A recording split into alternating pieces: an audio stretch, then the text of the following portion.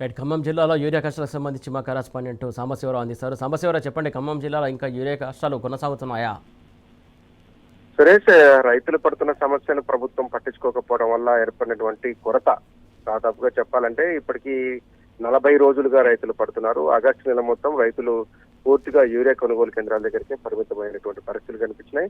ఇవాళ కూడా ఇల్లందు మండలంలో ఉన్నటువంటి జలసముద్రం గ్రామ పంచాయతీ పరిధిలో ఉన్న రేపల్లెవాడ యూరియా కొనుగోలు కేంద్రం దగ్గరికి ఒక యూరియా లారీ వచ్చిందని తెలుసుకొని పెద్ద ఎత్తున రైతాంగం దగ్గరికి తరలివచ్చారు.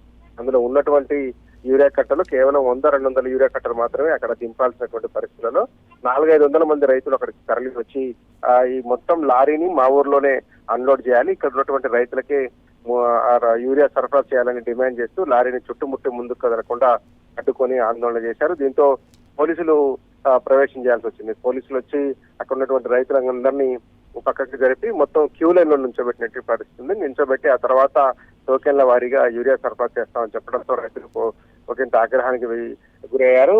చాలా రోజులుగా యూరియా లేక ఇబ్బందులు పడుతున్నప్పటికీ కూడా ప్రభుత్వం రెస్పాండ్ కావట్లేదు, పట్టించుకోవడం లేదు, కొరత తీర్చేటువంటి ప్రయత్నాలు చేయడం లేదంటూ రైతులు ఆగ్రహం వ్యక్తం చేస్తున్నారు. ఉమ్మడి ఖమ్మం జిల్లా వ్యాప్తంగా చాలా చోట్ల ఈ సమస్యలు ప్రతిరోజు నిత్యకృత్యం అయిపోయినటువంటి పరిస్థితి వస్తుంది. ఎక్కడ చూసినా యూరియా కొరతతో రైతులు రోడ్డు ఎక్కుతున్నటువంటి పరిస్థితులు ఉన్నాయి. నిన్న కూడా ఇల్లందు ఎమ్మెల్యే కోరం కనకయ్యతో వాగ్వాదానికి దిగారు. మాట్లాడేటువంటి క్రమంలో రైతులు బ్లాక్ లో యూరియా అమ్ముకుంటున్నారంటూ ఎమ్మెల్యే కోరం కనకయ్య చేసినటువంటి వ్యాఖ్యలు కూడా రైతులు ఇన్ని ఆగ్రహానికి గురి చేసినాయి. ఇప్పుడు పెద్ద దుమారాన్ని రేపుతున్నాయి. ఎందుకంటే ఒక ఎమ్మెల్యే స్థాయిలో ఉన్నటువంటి వ్యక్తి రైతులు యూరియాను బ్లాక్ లో అమ్ముకుంటారని అనటం, అంతకుముందు మరొక మంత్రి రైతులు క్యూ లైన్ లో ఉన్న వాళ్ళంతా రైతులు కాదు, వాళ్ళంతా కూడా పార్టీల కార్యకర్తలు అంటూ చేసినటువంటి కామెంట్స్ కూడా రైతులకు కోపం తెప్పిస్తున్నాయి. ప్రజాప్రతినిధులు ఎవరైనా సమస్యని పరిష్కరించే దిశగా కృషి చేయాల్సినటువంటి నేపథ్యంలో విమర్శలు చేస్తూ రైతులను అవమానపరుస్తున్నారంటూ రైతాంగం ఆగ్రహం వ్యక్తం చేస్తుంది. 2 నెలల రోజులుగా 45 రోజులు, దాదాపు నెలన్నర రోజులుగా యూరియా కోసం అష్టకష్టాలు పడుతున్నప్పటికీ కూడా ప్రభుత్వం పట్టించుకోకపోగా రైతుల స్థైర్యం దెబ్బతినేలాగా కార్యకర్తలు అనటం, రైతులు బ్లాక్ లో అమ్ముకుంటున్నారు అనడం పట్ల రైతాంగం ఆగ్రహం వ్యక్తం చేస్తుంది. ఇవాళ కూడా తెల్ల సముద్రం దగ్గర వచ్చినటువంటి లారీలు ఉన్నటువంటి మొత్తం యూరియా బస్తాలను అక్కడ దింపుతారనేటువంటి సమాచారంతో రైతులంతా అక్కడికి తరలి వస్తే కేవలం కొద్ది బస్తాలు మాత్రమే దింపుతామని చెప్పడంతో రైతాంగం అడ్డం తిరిగి ఆ లారీని ముందుకు కదలకుండా ఆపేశారు. దీంతో మళ్లీ ఉద్రిక్త పరిస్థితులు నెలకొన్నాయి.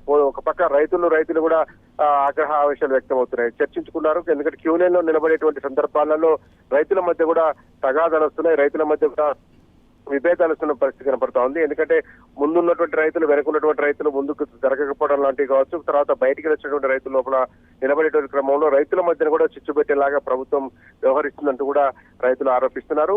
మొత్తంగా చూస్తే ఈ సమస్యకు పరిష్కారం ఏంటి అనేటువంటి విషయంలో ప్రభుత్వం ఇప్పటి వరకు ఎలాంటి చర్యలు తీసుకోవట్లేదనేది రైతాంగం చూస్తున్నటువంటి ఆగ్రహం. సమస్య ఉంటుంది, వారం రోజులకో 10 రోజులకో సెట్ అవ్వాల్సి ఉంటుంది, కానీ నెలన్నర పైన అయిపోయింది. ఇప్పటికే జూలై చివరి నుంచి మొదలు పెడితే ఇప్పుడు ఆగస్టు కూడా దాదాపు పూర్తిగా వస్తున్నటువంటి పరిస్థితి ఉంది. ఇప్పటి వరకు కూడా ఈ సమస్యను ఎట్లా పరిష్కరించాలనే దాని మీద అటు కేంద్రం కానీ ఇటు రాష్ట్రం కానీ ఎవరు ఆలోచించకపోవడం, రైతులు ఇంకా అర్ధరాత్రులు అపరాత్రులు వచ్చి యూరియా కొనుగోలు కేంద్రాల దగ్గర పడిగాపులు కాయాల్సినటువంటి పరిస్థితులను చూసినటువంటి రైతాంగం ఇంకా ఆగ్రహం వ్యక్తం చేస్తా ఉన్నారు. తక్షణమే ఈ సమస్యను పరిష్కరించాలని ప్రభుత్వాన్ని డిమాండ్ చేస్తున్నారు. దాని రైతుల పట్ల చేస్తున్నటువంటి కామెంట్స్ కూడా ఉపసంహరించుకోవాలనేది రైతుల యొక్క ప్రధాన డిమాండ్ గా కనబడతా ఉంది.